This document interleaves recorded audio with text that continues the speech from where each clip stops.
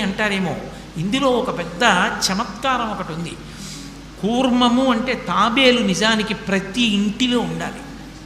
మనకి ఇప్పటికీ దేవాలయాల్లో తాబేళ్ళు ఉంచుతారు.